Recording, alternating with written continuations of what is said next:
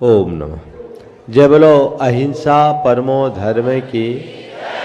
परम पूज आचार्य गुरुवर श्री विद्यासागर जी महाराज की।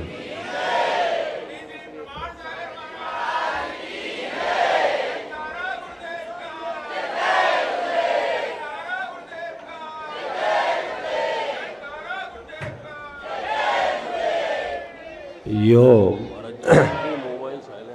हाँ सभी लोग अब अपने मोबाइल को स्विच ऑफ कर लेंगे तो अच्छा होगा, ताकि बीच में किसी तरह का व्यवधान ना हो और कोई स्वयं सेवक हमारे पास तक नहीं आएंगे। मैं देख रहा हूँ आपके यहाँ पवन जी योग गुरु भी हैं, उन्होंने आप लोगों को योग शायद कराया नहीं कराया, लेकिन चलिए अब हम सीधे भावना योग में चलते हैं। योग भारतीय संस्कृति की एक बड़ी मौलिक साधना है। योग का मतलब है जो हमें हमारे परमात्मा से मिलन करा दे। आत्मा और परमात्मा का योग यानी मेल कराने वाली प्रक्रिया का नाम है योग। आज हम उसी योग की प्रक्रिया को अपना रहे हैं। ये भारत के यशस्वी प्रधानमंत्री माननीय नरेंद्र मोदी जी की एक बहुत बड़ी देन है कि योग को अंतर्राष्ट्रीय स्तर पर उन्होंने स्थापित किया है और पिछले 7-8 वर्षों से निरंतर विश्व योग दिवस के रूप में 21 जून को पूरे विश्व में, विश्व के कोने कोने में योग को बड़े उत्साह के साथ लोग प्रवर्तित करते हैं। भारत में भी सब तरफ आज योग का अभ्यास किया जा रहा है और इसी भाव से प्रेरित होकर आज भोपाल में भी बृहद भावना योग का आयोजन किया गया। योग की बात जब भी हमारे सामने आती है तो हमारा ध्यान प्रायः आसनों पर चला जाता है। योगासन एक अच्छी प्रक्रिया है, लेकिन योग का संबंध केवल आसन तक नहीं है। योग हमारे संपूर्ण जीवन शैली का नाम है। एक बार 1987 की बात है, थुवनजी में मलेरिया का बड़ा ज़्यादा प्रकोप था। चाहे जिसको मलेरिया आता, एक ब्रह्मचारिणी बहन को 104 फीवर आया। गुरुदेव के पास जाकर के पूछा कि उन्हें फीवर आया है, क्या दे दें? गुरुदेव ने कहा नहा दो, नहा दो। घंटे भर बाद वो बहन नहा धो के गुरुदेव के सामने। गुरुदेव को आश्चर्य हुआ, पूछा क्या हुआ, फीवर उतर गया? बोले हाँ उतर गया। बोले कितना? बोले 99। गुरुदेव ने उन्हें नहा की पत्ती देने को कहा और नहा की पत्ती न देकर नहला दिया तो भी नहा की पत्ती जैसा काम हो गया। ये कहलाता है प्लेसिबो इफेक्ट। इसके विरुद्ध है नोसिबो इफेक्ट। आप भले चंगे चल रहे हैं और आपको कोई कहे क्या बात है भाई, आज बड़े ढीले ढीले दिख रहे, बड़ी सुस्त सुस्त नजर आ रहे, तबीयत तो ठीक है? हाँ मैं तो ठीक हूं। वही बात दूसरा कह रहा है, अरे क्या बात है आज बहुत ढीले दिख रहे हो। तो मैं आप सबसे कह रहा था, भला चंगा आदमी है, उसे कहा जा रहा है क्या बात है भाई तुम ढीले दिख रहे हो, तुम्हारा बीपी तो ठीक है ना? नहीं नहीं मैं ठीक है, मुझे आज तक कभी बीपी हुआ नहीं, मुझे लग रहा है तुम्हारी आवाज़ भी लड़खड़ा रही, चाल भी थोड़ी ढीली, तुम सुस्त सुस्त देख रहे हो तो बीपी चेक करा। अब बोलो, ऐसा आदमी यदि डॉक्टर के पास जाकर अपना बीपी चेक कराएगा तो क्या निकलेगा? नॉर्मल निकलेगा? क्या निकला? 100% वो एबनॉर्मल होगा। ये क्या है? ये नोसिबो इफेक्ट है। क्या है? Nocebo effect. होली का समय था, एक आदमी सुबह सुबह उसकी आदत थी खाट के नीचे लोटा रखता था और सवेरे सवेरे जंगल जाता था, रात में लोटा रख के सोता था। वो लोटा लेकर के गया जंगल जाने के लिए और जंगल में जब वो निपटा तो देखा पूरा लाल लाल, घबरा गया, क्या बात है, इतनी ब्लीडिंग मुझे कैसे हो गई। हालत खराब, पल्स डाउन हो गई, आके खाट पे पड़ गया, इतनी ब्लीडिंग। तभी उनका पोता आया खोजता हुआ और कहा, दादा मेरे रंग का लोटा कहां है, दादा मेरे रंग का लोटा कहां है। बोले कौन सा। बोले आपके खाट के नीचे मैंने रखा था, आज होली है। बोले है भगवान। तो क्या हुआ, बिना ब्लीडिंग के भी रंग देख लिया तो ये उसको लगा कि ब्लीडिंग हुई। ये नोसिबो इफेक्ट है। ये उदाहरण आपको इसलिए दे रहा हूं ताकि ये बात समझ सके कि हमारी भावनाओं से हमारे स्वास्थ्य का कितना गहरा संबंध है।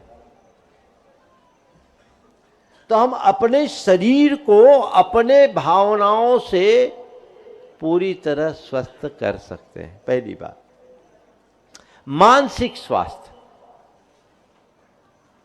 भावनाओं से हमारा मन प्रसन्न होता है। मायूसी भी एक भावना है और प्रसन्नता भी एक भावना। अवसाद भी एक भावना है और आह्लाद भी एक भावना। उदासी भी एक भावना है, उत्साह भी एक भावना है ना। क्रोध भी एक भावना है तो क्षमा भी एक भावना। नकारात्मकता भी एक भावना है तो सकारात्मकता भी एक भावना है। हम अपने भावनाओं के बल पर जीवन में बहुत बड़ा सकारात्मक परिणाम घटित कर सकते हैं। एक व्यक्ति घोर मायूसी से भरा हुआ है, उसके जीवन में विपत्तियों का पहाड़ टूटा हुआ है, वो परेशानी में, और उस व्यक्ति को किसी ने थोड़ा मोटिवेट किया, रोना सी सूरत लेकर आया, उसे मोटिवेट किया। आप देखते देखते पाते हैं कि उसका चेहरा खिल गया। अब ये चेहरा क्यों खिला, क्या बदला? चीजें बदली? चीजें तो जो की त्यों हैं, पर क्या बदला? सामने वाले का भाव बदला। भावना बदलते ही जीवन बदल जाता है। तो अगर हम अपने भावनाओं को व्यवस्थित करने में सक्षम हो जाएं, तो ये मान करके चलिएगा कि हमारी भावनाओं से हम अपने जीवन का कायाकल्प कर सकते हैं। पूरा जीवन आमूल चूल परिवर्तित किया जा सकता है अपने भावनाओं के बल पर। तो मैं कह सकता हूँ, भावनाओं से हम अपने मानसिक स्वास्थ्य को भी ठीक कर सकते हैं। मैं बहुत संक्षेप में अपनी बात कर रहा हूँ। जितने भी हमारे साइकोसोमेटिक डिजीज हैं, भावना योग के नियमित अभ्यास से लोगों ने उस पर नियंत्रण पाया। अनेक लोग चिंता, अवसाद और सुसाइडल मेंटेलिटी से अपने आप को बाहर किया है। डिप्रेशन से तो अनेक लोग मुक्त हुए। कई ऐसे लोग मेरे पास आए जिन्होंने आत्महत्या का पूरा मन बना लिया, आज वो उससे मुक्त होकर आनंद के साथ जीवन जी रहे। अगर आज जो भावना योग मैं आप सबके बीच प्रस्तुत करने जा रहा हूँ, इसे आप अपने जीवन का हिस्सा बनाते हैं, मान करके चलिएगा आप किसी प्रकार की मनोकायिक बीमारी से प्रभावित नहीं होंगे, और अगर किन्हीं में है तो वह उससे भी मुक्त हो जाएंगे। अनेक लोग अनिद्रा, डर, चिंता, अवसाद की बीमारी से ग्रसित है, वे भावना योग से उस पर पूर्ण मुक्ति पाए। शारीरिक बीमारी की बात करूं तो कैंसर जैसी जानलेवा बीमारी से भी अनेक लोग मुक्ति पाए हैं। उनमें आपके भोपाल में भी कई उदाहरण हैं। चूंकि आज सुविधा नहीं है, नहीं तो बहुत सारे लोगों के अनुभव आप लोगों तक प्रेषित किए जाते, आप उसे देखते। लेकिन आप YouTube के माध्यम से, प्रमाणिक ऐप के माध्यम से भावना योग के अनुभव को देखना चाहें तो अनेक लोगों के अनुभवों से अवगत हो सकते हैं, और ये अनुभव आपका अपना अनुभव भी हो सकता है। अनेक चिकित्सक अपने प्रिस्क्रिप्शन में भावना योग लिखने लगे हैं, और लोग उससे लाभान्वित भी हो रहे हैं। उसमें भोपाल के भी चिकित्सक हैं डॉक्टर जकारिया, खुद अपना अनुभव कभी आपको बताएंगे। खड़े हो जाए डॉक्टर साहब एक मिनट। डॉक्टर सुभाष जी जकरिया, इन्होंने पिछले अनेक वर्षों से भावना योग का प्रयोग किया। और भी यहाँ अनेक डॉक्टर हैं, डॉक्टर सविता भी हैं और भी हैं जो भावना योग को प्रवर्तित कर रहे हैं और नियमित लोगों को ये प्रिस्क्राइब कर रहे हैं, जो लोग ये समझ रहे हैं कि भावना योग का क्या लाभ है। पूरे देश भर में आप इसे समझें। भावना योग से हमारा चैतसिक स्वास्थ्य यानी हमारी चेतना का निर्मलीकरण, हमारे चेतना में, हमारे चित्त में जो दुर्बलताएं, चाहे वो काम की, क्रोध की, लोभ की, ईर्ष्या की, अहम की, ये जो अंतस्करण की मलिनता है, विकृतियां, इन्हें हम भावना योग से बहुत आसानी से दूर कर सकते हैं। हमारे संस्कृति में ये जो अभ्यास है, ये जो साधना है, मूलतः अपनी चेतना की निर्मलीकरण के लिए, आत्मा को परमात्मा बनाने के लिए। हमारे यहाँ कहा जाता है कि तुम जो होना चाहते हो, जो पाना चाहते हो, हर पल उसकी धुन रखो। जैसा तुम होना चाहते हो, जो तुम पाना चाहते हो, रात दिन केवल वही देखो, वही सुनो, वही बोलो, वही महसूस करो, एक ही धुन में रहो। भारत का मूल लक्ष्य अर्थ नहीं परमार्थ रहा। हमने पदार्थ को नहीं परमात्मा को ध्याया। इसलिए हमारी साधना का मूल ध्येय अपनी अंतरात्मा का निर्मलीकरण रहा, अपनी आत्मा की उपलब्धि रही। और जैन साधकों ने तो इसे और विशेष रूप से महत्व दिया।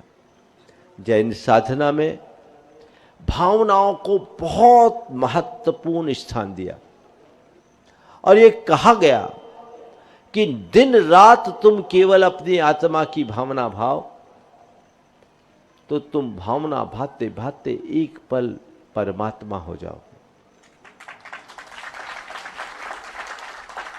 वे कहते जे याद भावन मिनम निच्चू जुत्तो मुनि समाचर दी, सो सब दुख मोखम पावई अचरेन कालीन। जो मुनि नित्य उद्यत होकर हर पल यह चिंतन करता है कि मैं शुद्ध आत्मा हूँ, वह शीघ्र ही सर्व दुखों से मुक्त होकर परमात्मा हो जाता है। हमारे यहाँ एक बड़ी पुरानी कहानी है। शिष्य ने गुरु से कहा कि गुरुदेव, आपने आत्मा का ध्यान करने के लिए कहा, आत्मा मुझे दिखती नहीं, परमात्मा मुझे दिखता नहीं, तो फिर मैं ध्यान किसका करूं? तो गुरु बहुत पहुंचे हुए थे। उन्होंने कहा तुझे परमात्मा नहीं दिखता, कोई बात नहीं, भैंसे को देखा है? बोले देखा है। बोले जा गुफा के भीतर 3 दिन तक, रोज 3 दिन तक लगातार महिषो हम महिषो हम महिषो हम का ध्यान कर। महिष बोलते हैं भैंस को संस्कृत में। मैं महिषा हूं यानी भैंस हूं, भैंस हूं, भैंस हूं, मैं भैंसा हूं, मैं भैंसा हूं, मैं भैंसा हूं का ध्यान कर। शिष्य आज्ञानुवर्ती था,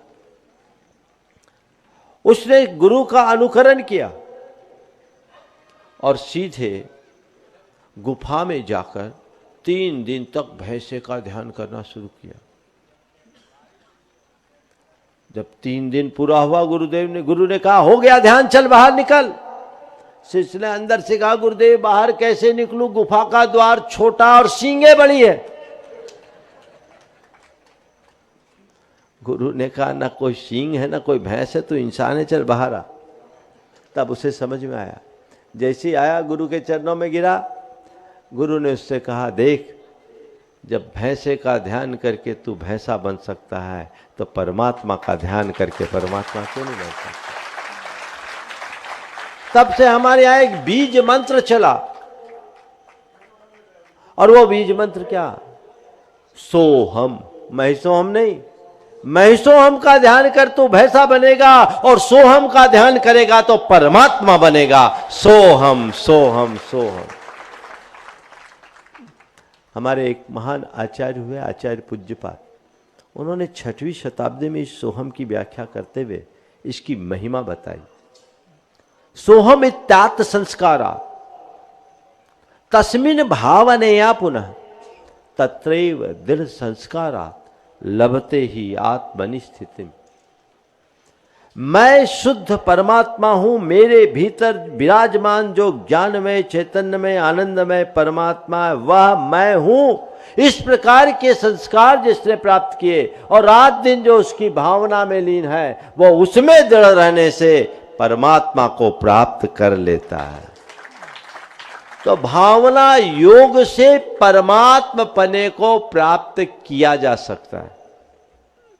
ये बात हमारी संस्कृति में, और यही बात आज के मनोविज्ञान के पंडित बताते हैं अपने शब्दों में। हमारे लोगों की एक बड़ी कमी, ये भारत की पुरातन साधना पर, इस पर जल्दी से विश्वास नहीं होता। हम जब भावना योग कहेंगे तो तुम लोगों को जल्दी समझ में नहीं आएगा। लॉ ऑफ अट्रैक्शन कहेंगे, अरे लॉ ऑफ अट्रैक्शन ये सीक्रेट की बात, वो हमसे चुरा के ले गए, तुम्हें पता नहीं। क्या अंतर है? जब पश्चिम से घूम के आती चीजें तो तुम्हारे लिए मौलिक दिखने लगती हैं, जबकि ये पता होना चाहिए कि सारे संसार में उजाला पूरब ने दिया है, पश्चिम में जो रोशनी गई है पूरब से गई। इसको समझिए। वे कहते थॉट्स बिकम्स थिंग्स, और हमारे यहां हजारों साल पहले कहा गया यद भाव्यते तद भवति। हम जैसी भावना भाते वैसा होता है। भावनाएं साकार होती है, तो भावना के बल पर जब परमात्मा पने को प्राप्त कर सकते हो तो बाकी बातें तो तुच्छ है। उन्होंने तुम्हें धन संपदा पाने का मार्ग बताया, और हमारी संस्कृति ने तुम्हें गुण संपदा से भरने का रास्ता बताया। धन वैभव जड़ है, गुण वैभव शाश्वत है, उसे प्रकट किया जा सकता है। और इसका विज्ञान क्या है? मनोविज्ञान में कहा जाता है कि हमारे दो मन हैं, एक चेतन मन एक अवचेतन मन। हमारा जो प्रकट मन दिखता है वो चेतन मन है, लेकिन उस सबको प्रेरित और संचालित करने वाला अवचेतन मन है, सबकॉन्शियस माइंड, जिसका हमारे जीवन में 90% प्रभाव है। चेतन मन तो 10% काम करता है, वो कुछ नहीं करता। अवचेतन मन उसे जैसा फीड देता वैसा काम करता है। हम चेतन मन के द्वारा जैसा देखते हैं, जैसा सुनते हैं, जैसा सोचते हैं, जैसा महसूस करते हैं, वो सब अवचेतन मन में फीड हो जाता है, और अवचेतन मन कालांतर में वही सब कुछ हम सब के लिए ला करके प्रकट करता है, ये उसका कहना है। और हम अपने अवचेतन मन के बल पर बहुत सारी चीज़ों को साकार कर सकते हैं, ये बातें वो लोग कहते हैं। हमारी साधना में भी ये बात कही कि हम जैसी प्रवृत्तियां करते हैं वैसे संस्कार हमारे चित्त में जम जाते हैं, और चित्त में जमे हुए संस्कार ही कालांतर में फलीभूत होकर हमारे अच्छे बुरे जीवन का निर्धारण करते हैं। तो हम अपनी प्रवृत्तियों को अच्छा करना चाहते हैं तो हमें चाहिए कि अपने अंदर अच्छे संस्कार भरे।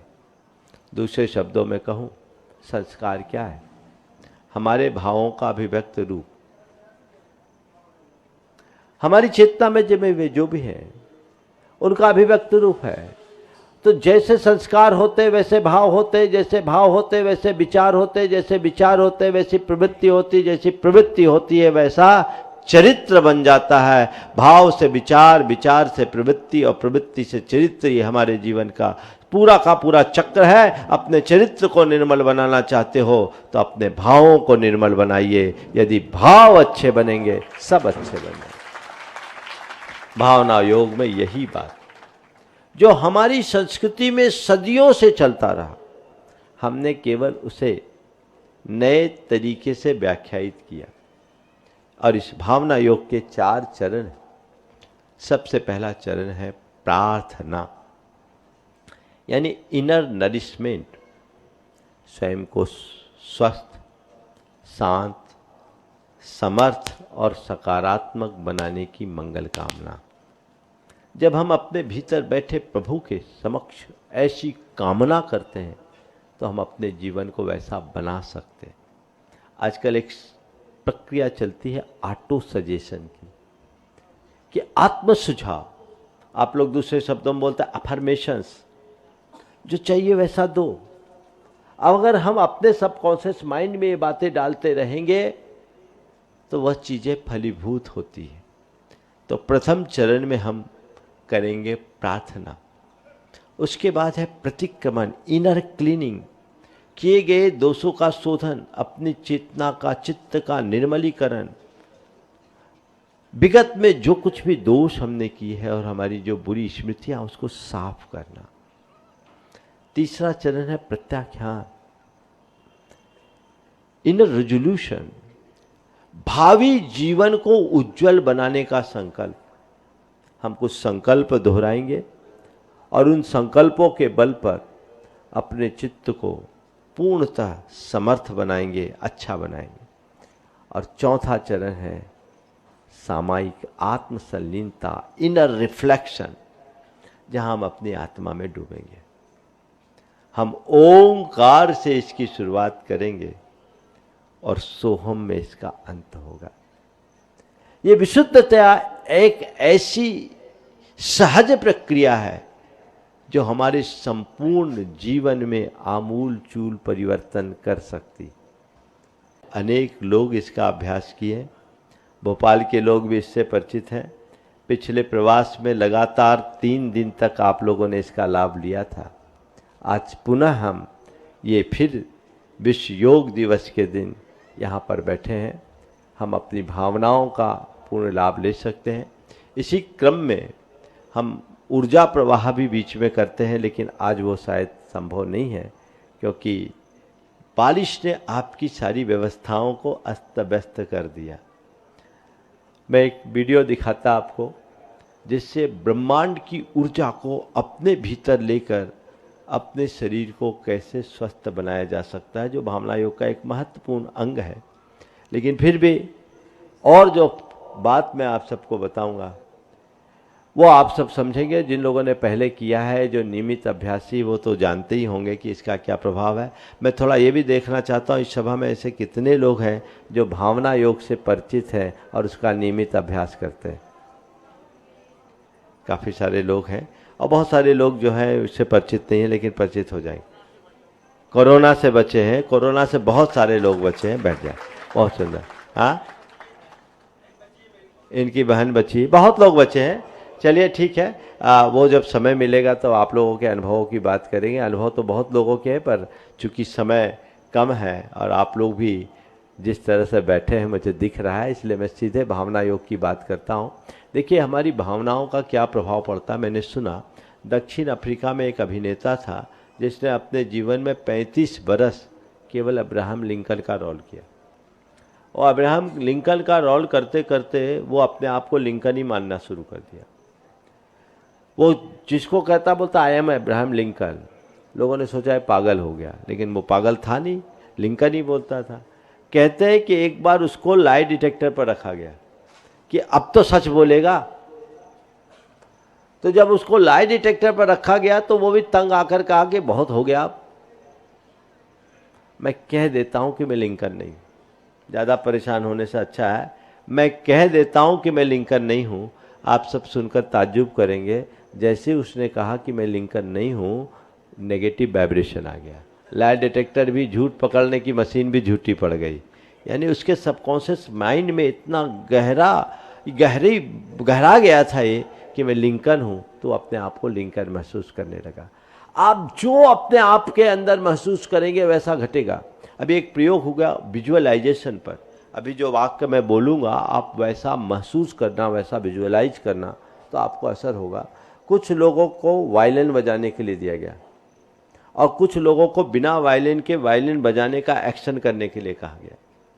15 मिनट तक दोनों ने, जिनने वायलिन बजाया उनने और जिनने केवल वायलिन बजाने का एक्शन करते हुए वायलिन बजाने का आनंद लिया, अनुभव किया, दोनों का ईईजी के द्वारा चेक किया गया। एमेंसेफेलो इलेक्ट्रोग्राफिक ग्राम कहलाता है। दोनों के माइंड में समानता रही, जिनने वायलिन बजाया उनने और जो वायलिन बजाने का अनुभव किया उनने। आप ये प्रयोग कर सकते हैं। आप अभी जब भावना योग करेंगे उसके बाद पाएंगे, चाहे कोई बीमारी से ग्रसित व्यक्ति है, नियमित भावना योग करे, निश्चित लाभ मिलेगा। मानसिक विकृतियों से ग्रसित है, नियमित भावना योग करे, लाभ मिलेगा। कई गर्भवती महिलाएं जिनके जांच पर बता दिया गया हार्ट बीट नहीं है और उनको डॉक्टरों ने कह दिया कि आप इसको अबॉर्ट कर दो, हमारे कहने पर उनने नहीं किया, उनको नॉर्मल डिलीवरी हुई, हृष्ट-पुष्ट बच्चा हुआ। जिनको संतान नहीं होती, मैं ऐसे कोई चमत्कारों की बात नहीं करता, उनने भावना योग किया, 1-1 साल के भीतर रिजल्ट आ गया। वैसा विजुअलाइज करते हुए आप अपने दिमाग से हटा दीजिए कि मुझे संतान नहीं है, आप ये भरिए कि मेरे पेट में संतान है, मैं एक अच्छी संतान की माँ बन रही हूँ और अपने पेट में बढ़ते हुए और गोद में खेलते हुए संतान को देखने की कोशिश कीजिए, देखिए कैसा फर्क पड़ता है। कई तरह के भावना योग हैं। सुबह उठ के 5 मिनट का, रात में सोने के समय 5 मिनट का, ये भावना योग सबको नियमित करना चाहिए। मैं पहले आप लोगों से भावना योग करा लूँ, फिर बताऊंगा। गर्भवती महिलाओं के लिए 9 मिनट का है, बीमार लोगों के लिए एक फुल सेशन है उसका जो 45 मिनट का है। अलग अलग लोगों का भावना योग अलग अलग तरीके से है। यदि आप करेंगे निश्चित उसका बहुत व्यापक प्रभाव पड़ेगा, जो आपके जीवन के लिए एक कारगर उपलब्धि होगी। चूँकि समय काफ़ी हो रहा है, मैं सीधे भावना योग की शुरुआत करता हूँ और आप सबके लिए इस बात का आशीर्वाद देता हूँ कि विपरीत परिस्थितियों में भी आपने ये सब काम कर लिया। सुबह जिस तरह की बारिश हो रही थी, लग रहा था आज कुछ होना मुश्किल है, पर ये लोग हनुमान बन करके सारे कार्य कर दिए। और इसके लिए मैं इस मंच से सबसे ज़्यादा आशीर्वाद दूंगा राजेश भारिल को, जो अपनी पूरी टीम, पूरी मशीनरी उसने झोंक दी और पूरे भोपाल को भावना योग मय बना दिया। मैं उन्हें बहुत बहुत आशीर्वाद देना चाहूँगा। और ये बहुत कर्मठ व्यक्ति है, लगन के साथ जब भी कोई काम होता है बहुत लगन और उत्साह के साथ करते हैं। और मैं भावना योग की पूरी टीम, यहाँ के पंचायत और गुणायतन की टीम जो लग करके काम की, भीड़ करके, मैं उन सबको आशीर्वाद देता हूँ। नामोल्लेख तो नहीं करूँगा, पर जितने लोग प्रत्यक्ष अप्रत्यक्ष रूप से इस काम को संपन्न किए हैं उन सबको मैं आशीर्वाद जरूर दूंगा और बाकी बातें समय मिलने पर बाद में आप सबसे करूंगा। हम पहले भावना योग की शुरुआत करते हैं। सभी लोग स्थिर आसन में बैठ जाएं। अब जो खड़े हैं वे बैठ जाएं, क्योंकि अब सीधे भावना योग का दौर आ गया। आप सब व्यवस्थित हो जाएंगे, व्यवस्था की कोई ज़रूरत नहीं पड़ेगी, सभी बैठ जाएं। जिस आसन में आप स्थिरतापूर्वक बैठ सकते हैं बैठ जाएं और मेरे साथ गहरी सांस लेकर 3 बार ओंकार की नाद करें। गहरी सांस भर लें।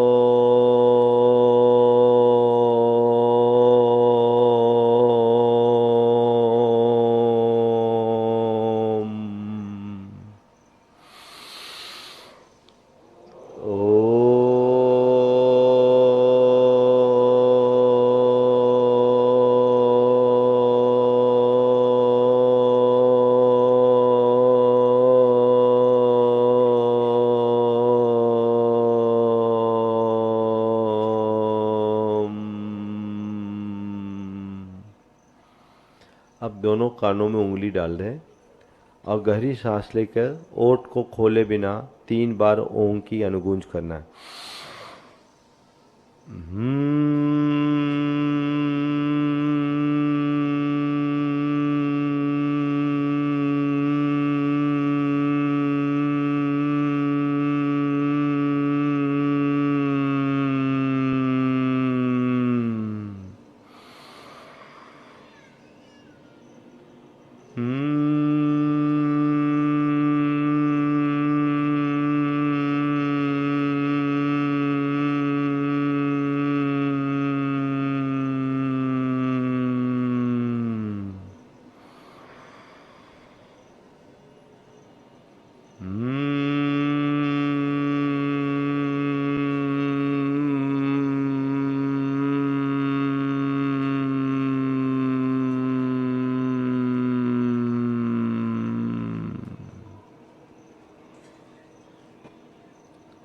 स्थिरता से बैठ जाएं, आंखों को कोमलता पूर्वक बंद कर लीजिए, मन को प्रसन्नता से भरिए, अपने समक्ष प्रभु परमात्मा का, उनके सानिध्य का आभास करिए। प्रभु परमात्मा की उपस्थिति का आभास करते हुए उनके चरणों में कृतज्ञता भरा भावपूर्ण नमन बंदन करें। हे प्रभु, आपके चरणों में कोटि कोटि वंदन,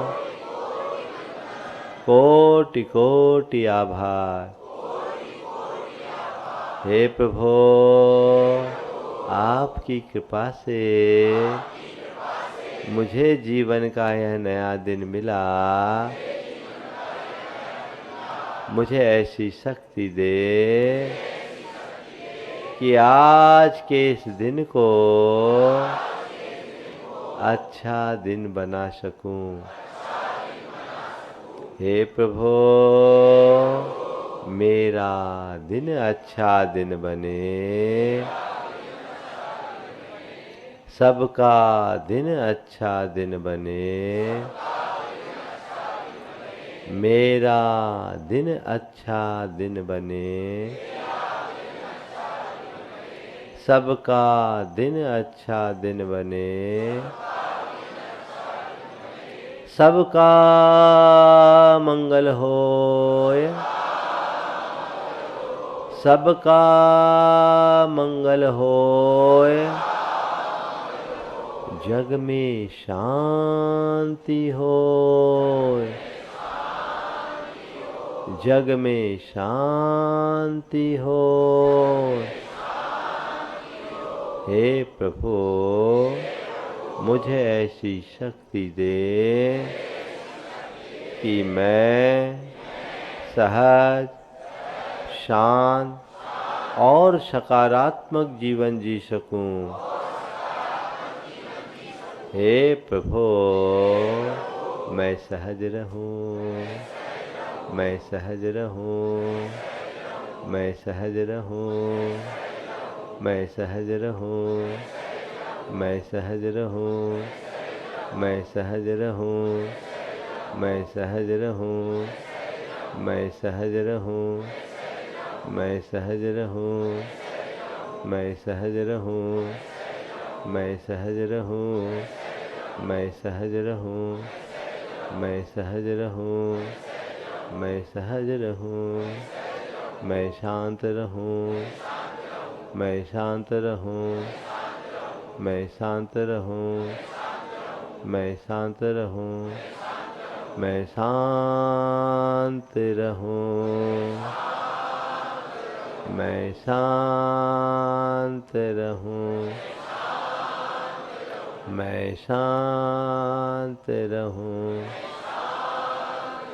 मैं शांत रहूं,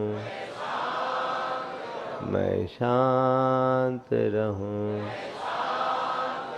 मैं शांत रहूं,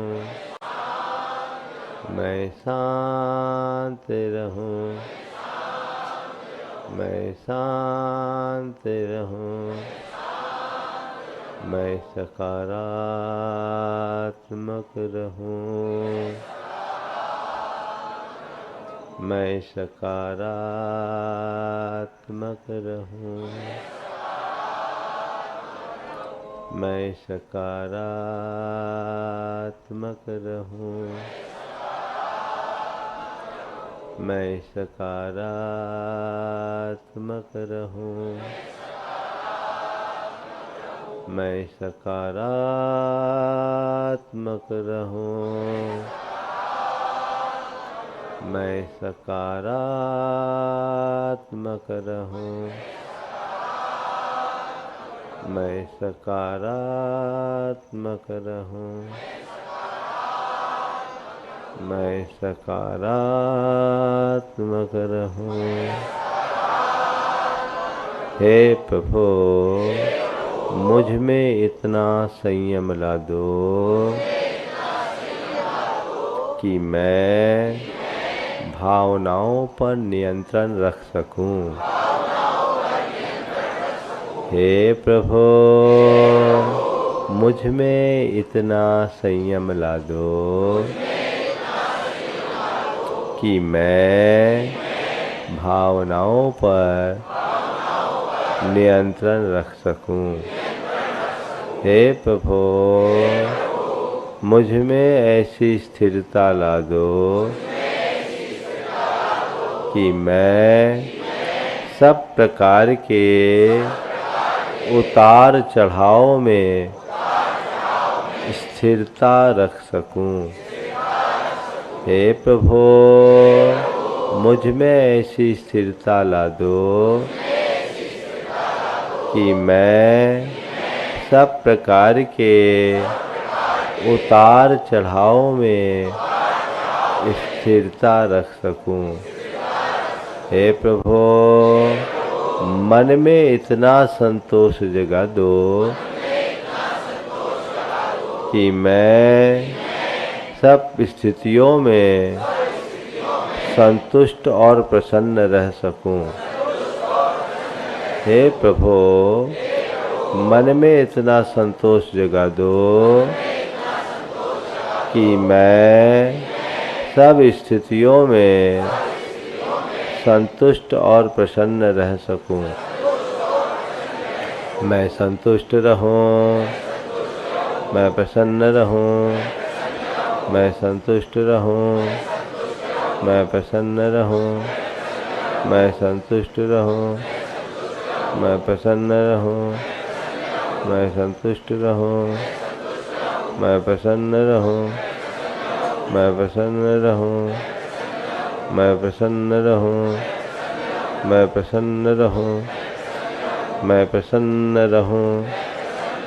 मैं प्रसन्न रहूं। हे प्रभु, अपने मन की प्रसन्नता को बनाए रखने के लिए मैं बीते दिन की सभी बुरी स्मृतियों का परित्याग करता हूँ। हे प्रभु, बीते दिन में मैंने मन से जो भी बुरा सोचा, वचनों से जो भी बुरा बोला और शरीर से जो भी बुरा किया, उसका मुझे घोर पश्चाताप है। मैं उसकी निंदा करता हूँ और उसका परित्याग करता हूँ। हे प्रभु, बीते दिन में क्रोध के आवेग में आकर मैंने न जाने कितनी बार क्रोध किया, औरों से दुर्व्यवहार किया, उन्हें दुर्वचन कहे, उन्हें नीचा दिखाने की कोशिश किया,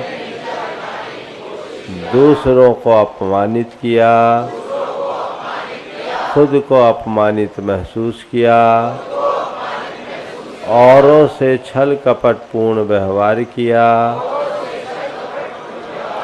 धन कमाने की प्रबल लालसा में नाना प्रकार का पापाचार किया, मन में वासना के गंदे विचार भरे, दूसरों से ईर्ष्या और द्वेषपूर्ण व्यवहार किया, इन सब का मुझे घोर पश्चाताप है। मैं उसकी निंदा करता हूँ और उनका परित्याग करता हूँ। हे प्रभु, मैं अपनी समस्त बुराइयों को त्यागता हूँ। मैं अपने मन की गांठें खोलता हूँ। मेरा वह सब पाप मिथ्या होवे, मेरा वह सब पाप मिथ्या होवे। मैं सब जीवों से क्षमा मांगता हूँ। सभी जीवों को अपनी ओर से क्षमा करता हूँ। वे भी मुझे क्षमा करे, वे भी मुझे क्षमा करे। सभी मेरे मित्र हैं, सभी मेरे मित्र हैं। मेरा मन पवित्र है, सभी मेरे मित्र हैं। मेरा मन पवित्र है, सभी मेरे मित्र हैं। मेरा मन पवित्र है। हे प्रभु, आज के इस दिन को प्रकृति का अनुपम उपहार मानकर मैं उत्सव की तरह जीऊंगा। मुझे सहज रहना है, मुझे सहज रहना है, मुझे सहज रहना है, मुझे सहज रहना है, मुझे सहज रहना है, मुझे सहज रहना है, मुझे सहज रहना है, मुझे सहज रहना है, मुझे सहज रहना है, मुझे सहज रहना है, मुझे सहज रहना है, मुझे शांत रहना है, मुझे शांत रहना है, मुझे शांत रहना है, मुझे शांत रहना है, मुझे शांत रहना है, मुझे शांत रहना है, मुझे संयम रखना है, मुझे संयम रखना है, मुझे संयम रखना है,